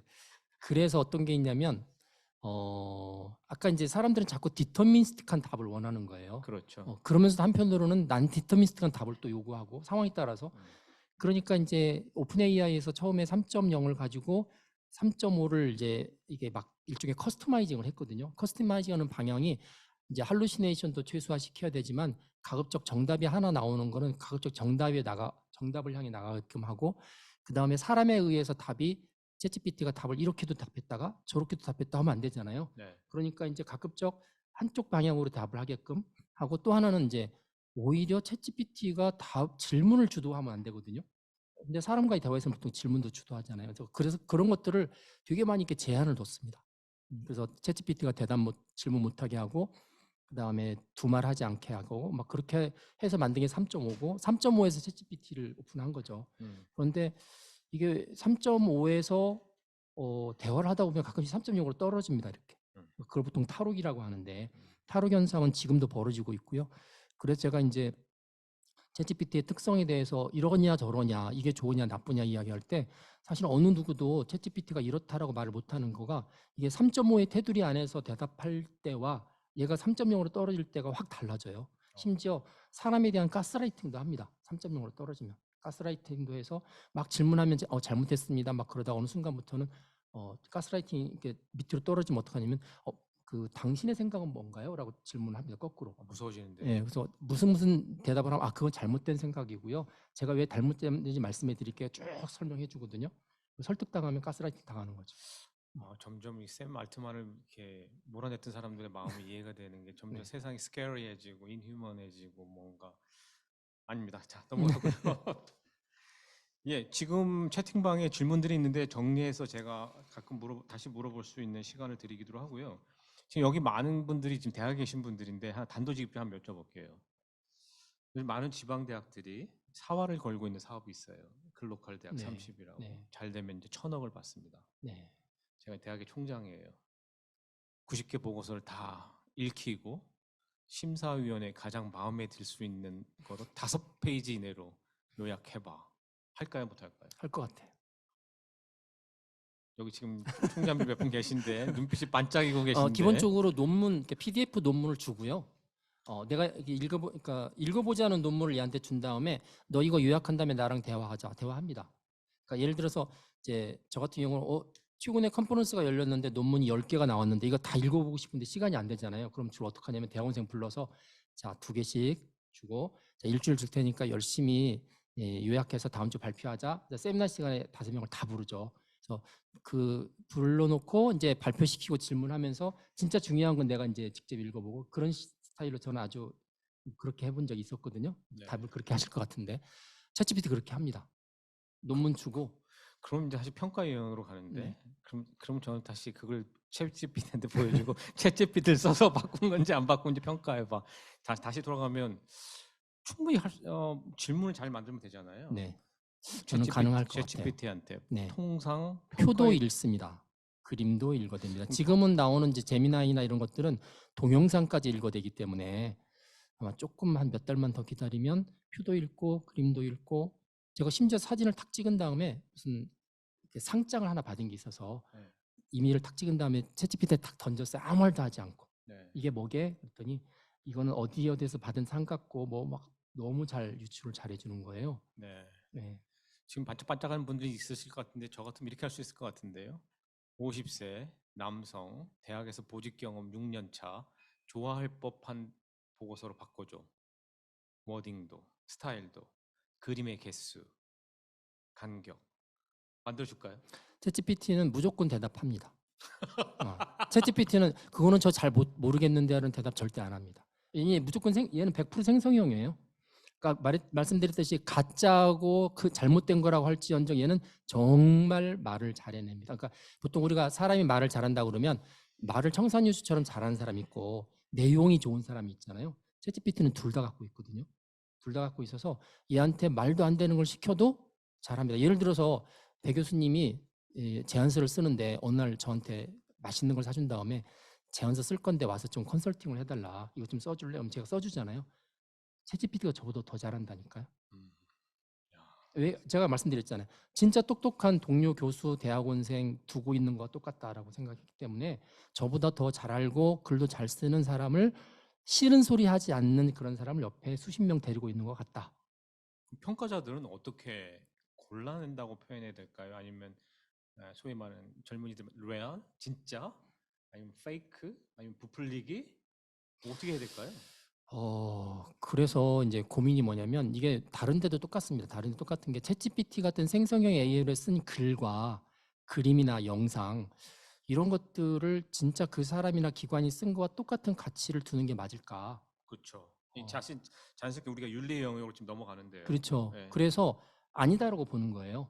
우리가 네, 이제 보통 이제 그걸 고민하신 분들은 챗GPT를 이용해서 쓴 거와 사람이 고민해 쓴 거를 같이 평가해 주면 안 될 것 같다. 그럼 어떻게 하지? 챗GPT가 쓴 거는 꼬리표를 달아야겠다. 썼다고. 네, 그렇죠. 챗GPT가 만든 그 글들은 꼬리표 보통 이제 레이블링이라고 하고요. 이제 글 같은 경우는 레이블링 같은 거 두면은 이 글은 뭐 챗GPT가 만들었으면 하는 거는 글 삭제하면 되죠. 네. 삭제해버리면 됩니다. 그래서 이제 워터마킹을 집어넣습니다. 워터마킹을. 챗GPT를 활용했다는 네. 사실을 밝혀라. 그렇죠. 밝히는 건데 이게 지금 일단은 그림하고 동영상은 100% 들어가는 게 맞고요. 그다음에 지금 챗GPT 같은 글에도 워터마킹을 집어넣을 수 있거든요. 워터마킹 집어넣는 원리 제가 간단히 설명해 드리면 이렇습니다. 지금 문맥 안에서 다음에 나올 수 있는 단어들이 수백 개가 이제 확률 기반으로 1등부터 꼴등까지가 딱 나오죠. 네. 그럼 원래는 위에 거 1등이 나가거든요. 네. 1등이 나가지 않고요. 퍼터베이션이라고 그래서 1등부터 10등까지 중에서 아무거나 나가도 우리가 느낄 때는 거의 비슷한 단어거든요. 네. 뭐 전쟁이라고 하는 거나 싸움이라고 하는 거나 비슷한 단어거든요. 그런데 이제 이거를 어떻게 하냐면 이렇게 홀수는 홀수대로 짝수는 짝수대로 이렇게 딱 두 개를 구분합니다. 확률 그 문맥상에서. 그래서 이제 어떤 알고리즘에 있어 그 워터마킹 알고리즘에서 홀수와 짝수 나가는 거에 규칙을 집어넣는 거예요. 규칙을 집어넣으면 사람은 전혀 못 느끼거든요. 못 느끼는데 이제 만든 글을 놓고 얘가 지금 앞에 문맥상에서 나오는 패턴이 원래 만들었을 때의 패턴대로 된 건지 안 된 건지를 딱 보면 사람이 쓴 건지 AI가 쓴 건지 나옵니다. 그러니까 대개는 이제 만든 회사가 그 툴을 보통 같이 만드는데 그래서 유럽에서도 뭐라고 했냐면 유럽의 인공지능 법에 뭐라고 되어 있냐면 AI를 악용할 경우에 대비해서 그 생성형 AI를 만든 회사는 그거를 디텍션할 수 있는 도구까지 만들어야 한다. 아하, 이렇게 같이. 네, 그렇게 되어 있습니다. 이번에. 아하. 통과된 법이 그렇습니다. 뭐 그럴듯한데요. 네. 어. 왜냐면 이제 가짜 뉴스도 만들잖아요. 음. 가짜 뉴스 만들면 이게 사람이 쓴 글인지 AI로 만든 가짜 뉴스인지를 사람이 확인할 길이 없잖아요. 그러면은 음. 생성해 준 거가 음. 그걸 디텍션할 수 있는 툴을 만들어라 이렇게 되어 있어서 이제 음. 레이블링하고 디텍션 툴은 아마 같이 움직일 것 같습니다. 네. 시장 스스로 자정할 수 있는 네. 툴을 같이 만들어라. 네. 그럼 이제 굉장히 반발이 있죠. 왜냐면 생성형 AI가 일을 정말 잘하는데 그렇게 꼬리표를 달아놓으면 함부로 활용하기 힘들잖아요. 네. 도대체 어떻게 하라는 거냐? 네, 이제 네, 이게 나올 것 같아서 네, 이제 이게 변증법적으로 이게 정반 네. 합에 해당되는 게 나올 것 같아요. 네. 그래서 어떤 영역은 활용해도 좋다라든지 음. 뭐 이제 적절한 선이 좀 나올 거는 같습니다. 이제 사례마다 조금씩 다를 것 음. 같고요. 음. 현재로서는 이게 완전히 사람하고 인공지능이 만든 글하고 구분이 안 되니까 너무 심각하니까 지금 이제 반대 입장에서 그러면 구분시키자. 네. 그렇게 지금 나오는 거고 그러면 구분시킬 거면 왜 만들었느냐 이거를 음. 그렇게 다 분리할 거면 결국 그래서 어느 시점에서는 좀 섞어가는 형태가 되지 음. 않을까 상황이 벌어질 것 같습니다. 사회 현상이나 기술이 발전하면 사람들은 새로운 규범을 만들어야 되겠네요. 그렇죠. 그래서 이제 글로컬 대학 사업 제안서는 디텍션 툴을 돌리겠다. 예를 들어 이렇게 하지만 시험 때는 안 보겠다라든지 뭐 여러 가지 이제 상황별로 조금씩 사회적 합의에 의해서 이루어지지 않을까 생각합니다. 그게 참 근데 기술을 아는 사람과 다룰 수 있는 사람과 그렇지 않은 사람이 할 수 있는 차이는 클 것 같아요. 지금 그 말씀을 계속 들어보니까 글로컬 대학 30회 관련돼서 평가위원단이 한 워딩들 다 모으고 그 붙은 대학들 총장님이 한 거 기사들 쫙 다 모으고 해가지고 학습시켜가지고 가장 그럴듯하게 음, 가장 심사위원단을 속일 법하게 만들려면 충분히 만들 수 있을 것 같은데요. 그렇죠. 그게 걱정인 것 같아요. 다들 걱정하는 거가 네. 챗GPT가 나오면서 그래서 이제 직업에서도 위협받는 직업이 진짜 많고 특히 작가, 음. 통번역가 작가들은 진짜 위협받을 네. 거다라고 이야기를 하고 있고요. 때문에 이런 글쓰기 중심의 어떤 경쟁 이런 데서는 AI가 쓴 글과 사람이 쓴 글은 차이가 벌어지는데 이걸 어떻게 구분하지? 어떻게 변별력을 하지? 이제 이런 고민들이 사실 이제 많아지는 거죠. 뭐 외국 같은 경우는 에세이 같은 걸 통해서 어플라이 같은 거 많이 하잖아요. 그렇죠. 에세이 이제 챗GPT 가지고 돌리면 저 요즘 교수님 모시는데 추천서 많이 보거든요. 네. 추천서가 상당히 영향을 미칩니다. 그래서 예. 저는 어떤 생각이냐면 외국 대학에서 혹시 추천서 디텍션 툴로 돌리는 거 아닐까 그런 생각이 좀 들어서 네. 요즘은 이제 제가 직접 좀 잉글리시가 좀 떨어지더라도 그냥 제가 직접 씁니다. 그렇네요. 네. 이 추천서 저희 이제 성균관대학교 최근에 교수님 모실 때 추천서를 필히 받기로 하고 추천서가 굉장히 도움이 돼요. 그분의 백그라운드나 그 성과나 또는 보이지 않는 그 휴먼 스토리들 같은 거 보고 영향도 받는데 그게 아까 제가 회사 이야기를 했잖아요. 회사에서 최근에 자기소개서 내는 거에 대해서 챗GPT 도움을 받은 것들은 다 걸러내겠다. 이런 회사들이 되게 많았어요. 그래서 제가 뭐라고 한 이유가 요즘 청년들이 회사에 지원할 때 이력서 빨간 펜 서비스 받는 거 모르느냐. 아하. 돈 엄청 주고 빨간 펜 서비스 받거든요. 뭐 지금 입시하고 똑같습니다. 그러면 거기서 고쳐가지고 내거든요. 뭐 그거는 괜찮고 그렇죠. 그거는 괜찮고 오히려 저렴한. 네, 오히려 비싸게 서비스 받는 건 괜찮고 네. 그냥 무료로 받는 건 다 떨어지겠느냐. 이것도 뭔가 문제가 있다. 그래서 제가 이제 아까 말씀드렸죠. 처음부터 아예 우리는 챗GPT 이용한 거는 쓰지 않도록 한다. 이렇게 한다든지 뭔가 이렇게 원칙을 밝혀놓고 하는 건 좋지만 이게 형평성의 문제가 있고 이게 이제 사회적으로 뭐 여러 가지 스타일로 해서 아웃풋들이 존재하니까 네. 평가할 때 어떤 기준을 할지도 사실 많이 고민을 해야 되는 시기인 것 같습니다. 굉장한 사회적 교육적 이슈를 던질 것 같습니다. 뭐 이 자리에 전 교육부 수장도 와 계신데 만약에 오늘 아침에 제가 다른 데서 그런 얘기를 하고 나왔는데 어떤 기자하고요. N수생이 많은 이유가 뭐냐 이렇게 저한테 물어보더라고요. 당연히 사회적 재생산이 인간의 기본적인 욕구이고 만약 집에 돈이 있다면 수능이라는 것은 많이 할수록 숙달될수록 더 높은 점수를 받을 수 있을 네. 때 요즘 뭐 어느 학원이 유명하게 떠올랐잖아요. 그렇죠. 근데 꽤 아까 뭐 뉴스 보니까 300 몇십만 원이더라고요. 그렇게 해가지고 수능 점수 잘 받는 것과 아까 걸러내니까 빨간 펜 걸러내는 것 음. 이게 굉장한 도덕적인 딜레마가 많이 생길 것 같아요. 그렇죠. 원래 뭐 중학교, 고등학교의 커리큘럼 이 정해져 있잖아요. 네. 배워야 되는 내용이. 그래서 미리 배운 사람들이 반복해서 학습하면 당연히 이렇게 성적이 올라가지 않을까요? 그래서 선행학습도 하는 거고. 네. 이제 그렇게 교육을 해서 성적을 좋게 받은 학생들이 대학에 오고 사회에 진출했을 때 과연 이 사회에서 특히 글로벌하게 경쟁력이 있을까? 네. 그에 대한 고민은 진짜 많이 해봐야 될 것 같아요. 그러니까 싼 챗GPT를 막 공급해가지고.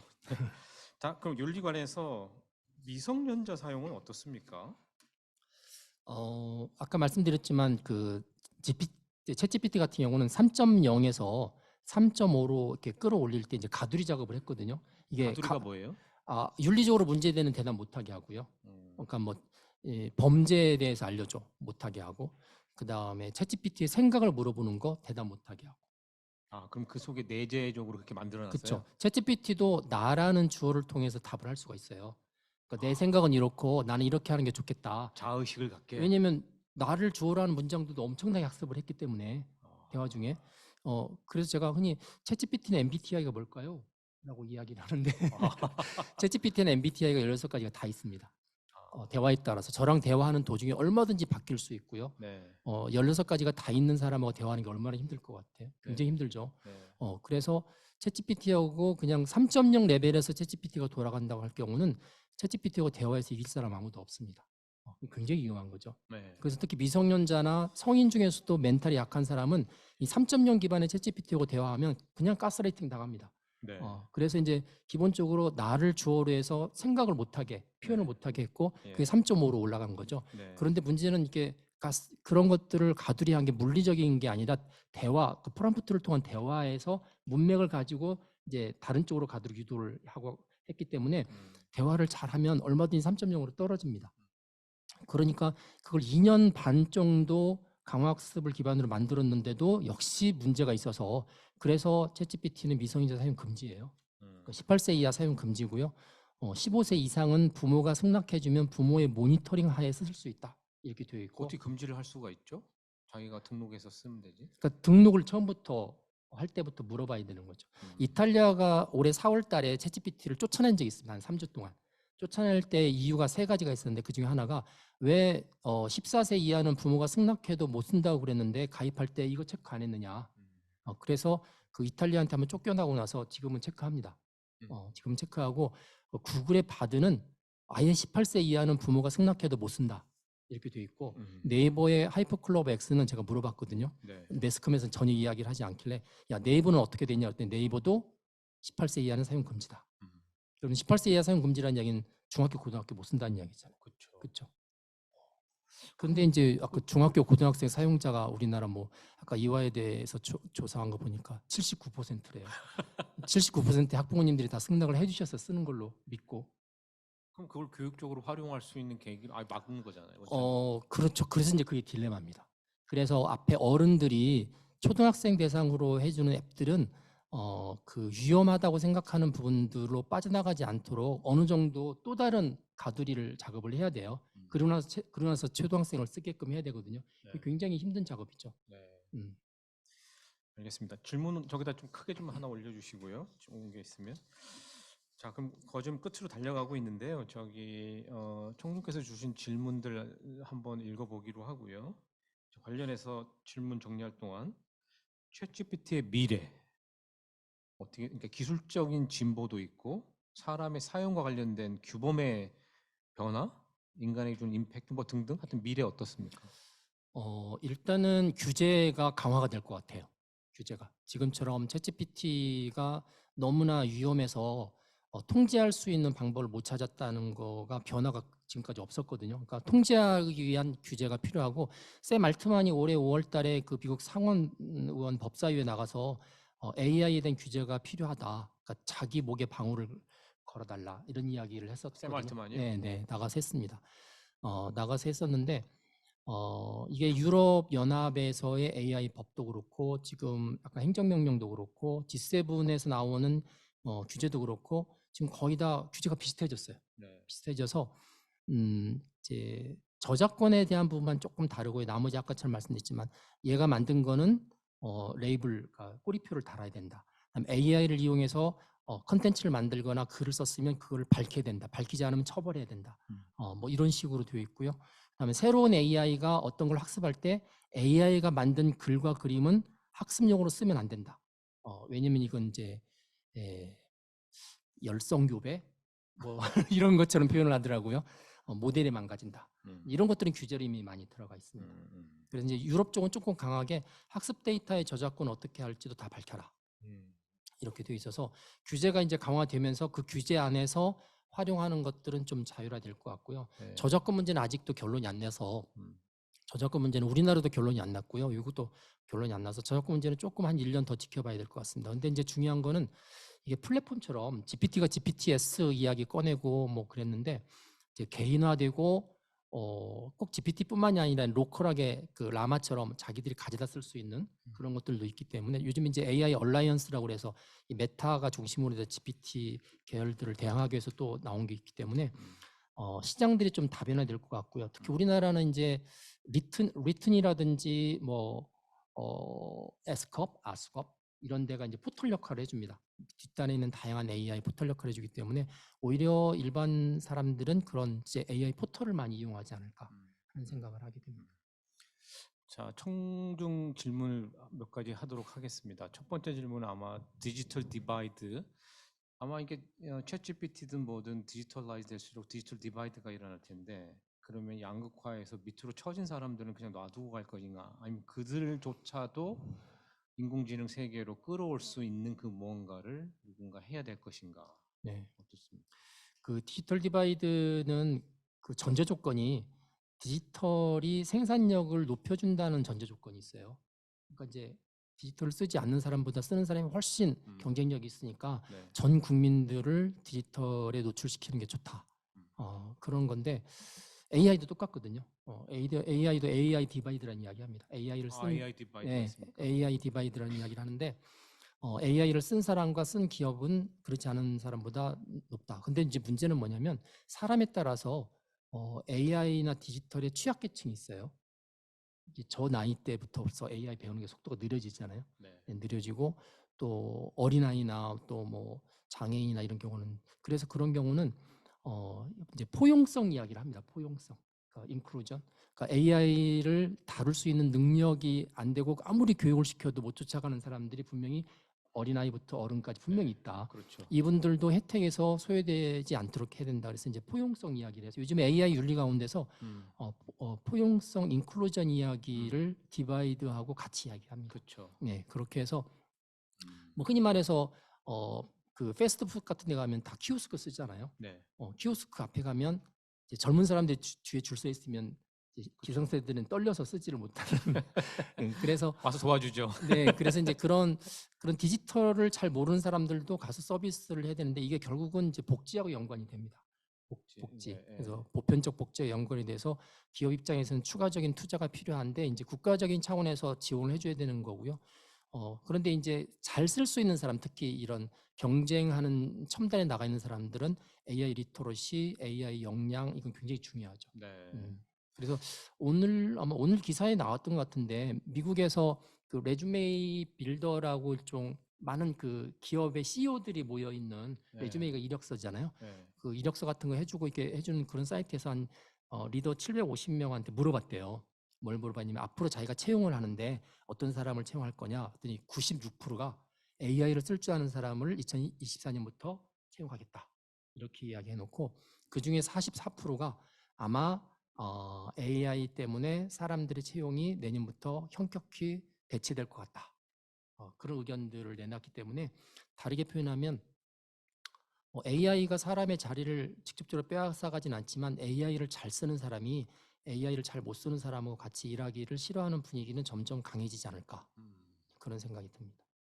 포용 인클루전이라는 게 굉장히 중요한 이슈. 그러니까 사회 기술의 발전에 따라서 규범, 윤리의 발전도 같이 병행해서 가지 않으면 사회가 정말 어려워질 것 같습니다. 두 번째 질문은 아까 평가 얘기인데요. 아까 이제 AI가 한 것을 디텍트하거나 워터마크 찍은 걸로 하자. 누가 작성? 평가 얘기를 좀 해봐야 될 것 같은데 이런 정부 사업에 대한 평가도 있지만 교수들이 학생에 대한 평가도 있고 교수 연구 프로포절에 대한 평가도 있고 이제 결국 평가가 문제가 이슈가 될 것 같아요. 네. 평가자들은 어떤 생각을 해야 될까요? 평가는 그러니까 뭐 어떻게 해야 될까요? AI 시스템에서 평가하는 거는 이미 상당히 많이 이루어져 있습니다. 예를 들어서 코로나 3년 동안에 이제 기업에서 신입사원들 평가할 때 서류 평가도 하잖아요. 네. 그다음에 그 회사에 맞는 역량을 갖고 있는지 면접 평가도 합니다. 근데 이제 대면 평가를 못 하니까 줌으로 비대면 하다가 돈이 좀 있는 회사들은 다 AI 면접관을 썼거든요. 지금 현재 AI 면접관을 쓰고 있는 기업이 700개가 우리나라에 넘어가는데 네. AI 솔루션 이제 제가 안에 내부를 이렇게 들여다봤습니다. 5개의 기업이 만들었는데 조금씩 다 다른데 하는 말을 전부 텍스트로 바꿔서 역량과 관련된 부분들을 전부 이렇게 체크를 해서 결국은 그 제안서, 그러니까 이 이력서를 보고 내지는 면접했던 말을 쭉 들어서 점수를 이렇게 다 정량적으로 환산을 해줍니다. 네. 그런 것처럼 야 저게 사람도 그런데 만약 대학이 어떤 제안서를 낼 때 발표를 하든 서류상을 하든지 평가 기준을 염두에 두고 다 학습을 시키면 뭐 정량적인 거는 충분히 나올 수 있다는 생각을 하고요. 이제 문제는 뭐냐면 이제 이게 공정성이죠. 점수 매기는 거를 분명히 누군가 처음에는 다 사람이 할 텐데 그 사람이 하는 사람이 과연 공정한가? 그다음에 그 사람이 점수를 높게 낮게 매기는 게 객관적인가? 이 네. 부분에 대한 부분들이 좀 필요할 거는 같지만 그걸 무시하면 이제 형식상은 할 수는 있을 것 같습니다. 자, 좀 마지막 질문하면서 마치려고 하는데 결국 이게 결론일 것 같아요. 아까 부모, 두모. 그러니까 인공지능 또는 챗GPT가 인간의 삶을 풍요롭게 할 수 있는 가능성은 높아 보입니다. 네. 분명히 있을 것 같고, 그러나 그것이 주는 위험성도 분명히 예견이 되는데, 네. 그러면 촉진과 레귤레이션, 제한, 규제, 아까 미성년자 얘기도 나오고 워터마크, 이게 이제 어떻게 양쪽이 같이 가야 된다 이런 얘기 나올 수 있을 것 네, 같은데 네. 교수님 생각은 어떠신가요? 지금 질문하신 분이 아주 잘 보셨는데 미국은 주로 이제 빅테크 기업들의 자율성을 기반으로 해서 기술 개발을 우선적으로 하는 나라고요. 유럽은 이제 미국의 빅테크를 견제하기 위해서 유럽 연합 시민들의 권익 규제 보호를 위해서 규제를 먼저 하거든요. 근데 우리나라는 이 두 개가 다 공존합니다. 시민단체는 유럽식 제한을 막 요청을 하고 있고 기업들은 미국식 그 자유를 막 요청을 하고 있어서 네. 제가 이제 우리나라에서 양쪽 다 의견을 들으면서 사실 윤리 정책을 이야기하다 보면 굉장히 힘들거든요. 굉장히 힘든데 저 개인적으로는 규제가 있어야 된다고 생각을 합니다. 근데 이제 최소한의 규제고 글로벌 규제, 그러니까 글로벌 공통적인 부분이 필요하다는 생각을 하는데 왜 그러냐면 이게 은연중에 AI는 사람을 위해서 존재해야 된다고 그러는데 어느 순간이 되면 사람이 귀찮은 부분들은 AI한테 자꾸 이양을 시켜요. 예를 들어서 뭐 어떤 사람에 대해서 합격 불합격 판정하는 거는 이의 신청 받으면 되게 골치 아프잖아요. 네. 그러니까 그냥 AI 써버립니다. 그러면 더 공정하고 뭐 따지면은 그 AI가 한 건데요, 제가 한 게 아닌데 이렇게 할 수 있으니까 그래서 점점 많은 영역을 사람의 운명을 결정하거나 사람의 신상에 대한 결정하는 많은 부분들이 본인의 의지와 상관없이 사회적인 현상들이 자꾸 AI로 흘러가게 되어 있습니다. 그런 상황에 있어서 아무런 제한을 두지 않고 그냥 흘러가는 대로 둔다고 그러면은 이제 그렇게 시도했던 당사자도 어느 순간인가 AI에 의해서 휘둘리는 때가 올 거고 그게 억울한 경우는 어디에다가 이의 제기할 수 있는 상황도 전혀 없을 상황이 벌어지고요. 제가 초두에 이게 비가역적 변화라고 그랬잖아요. 한번 가면 너무나 편하기 때문에 문제가 생겨도 돌아오질 못하거든요. 그래서 처음부터 어떤 문제가 있을지를 이렇게 윤리적 상상력을 가지고 최소한의 규제는 해서 그래서 유럽연합에서는 아예 AI로 만들면 안 되는 것들을 딱 명시를 해놨어요. 이거는 절대 AI로 하면 안 된다. 근데 우리나라 지금 AI 법에는 그런 게 없거든요. 그래서 시민단체들은 가면 안 되는 것들을 무조건 처음부터 해야 된다 이렇게 요청을 하는데 이제 그런 부분들부터 사실 고민을 해야 된다는 생각을 합니다. 그래서 AI로 정말 가선 안 되는 부분들도 마련해놓고 가더라도 어디까지만 가야 된다. 그렇게 하는 게 무조건 다 간 다음에 나중에 규제하는 거는 현실성이 없다고 보기 때문에 좀 불편하긴 하더라도 규제를 먼저 해야 되지 않을까 이야기하고요. 아마 이야기 듣고 있는 많은 IT 기업에 있는 분들은 저 사람 또 우리 인생에 태클 걸고 있다. 제가 그 얘기 굉장히 많이 듣거든요. 중국에는 규제도 안 하는데 우리가 언제 중국을 쫓아가느냐. 막 그런 이야기 하는데 그 대목에서는 할 말이 별로 없습니다만 그렇다고 우리가 중국처럼 살 수는 없는 거고요. 우리나라에서 아직도 많이 쓰고 있기 때문에 안전한 AI가 우선이다. 뭐 구태여 말씀하면 저는 부모보다는 두모 쪽이 좀 더 강합니다. 교수 개인적 견해로 인공지능이 셀프, 자아, 실존 갖게 될 날이 올 것 같아요. 뭐 이미 갖고 있다고 생각하시는 분들이 계세요. 근데 지금 구글에서 작년에 라마2에 관한 보고서 하나 나왔는데 어떤 보고서냐면 얘는 한 7살짜리 정도 되는 아이 같다. 얘는 인지 능력이 있고 이성도 있고 심지어 영혼도 있는 것 같다라는 보고서를 구글 자체에서 냈어요. 근데 엔지니어들이 무슨 이야기냐, 뭐 그런 인지 능력을 코딩해 준 적도 없고 얘는 챗GPT 같은 건데, 근데 이제 굉장히 중요한 게 뭐냐면 기술적으로는 그렇게 안 했어도 사람들이 느끼기 시작한다는 거. 그러니까 챗GPT와 대화하다 보면 얘도 나 같은 존재네. 그러니까 일종의 이제 거울 신경이 투영이 돼서 움직이고 대화하는 것마다 나를 투영하기 시작하면서 의인화하는 거죠. 그러니까 이게 1950년대가 60년대 MIT에서 일라이자라는 최초의 엑스퍼트 시스템을 만들었는데 얘는 정신과 환자를 상담하는 거였어요. AI 시스템인데 이걸 어떻게 만들었냐면 환자가 말하는 걸 얘는 그냥 뒤질만 해요. 제가 오늘 기분 나빴어요. 그러면 AI 뭐냐면 왜 기분이 나빴나요? 그다음에 이 사람이 저거 다퉈서 나빴어요. 그러면 왜 다퉜나? 이것만 해요. 그런데 환자들의 한 60%가 엄청난 만족도를 보이면서 인간 의사보다 훨씬 상담을 잘한다.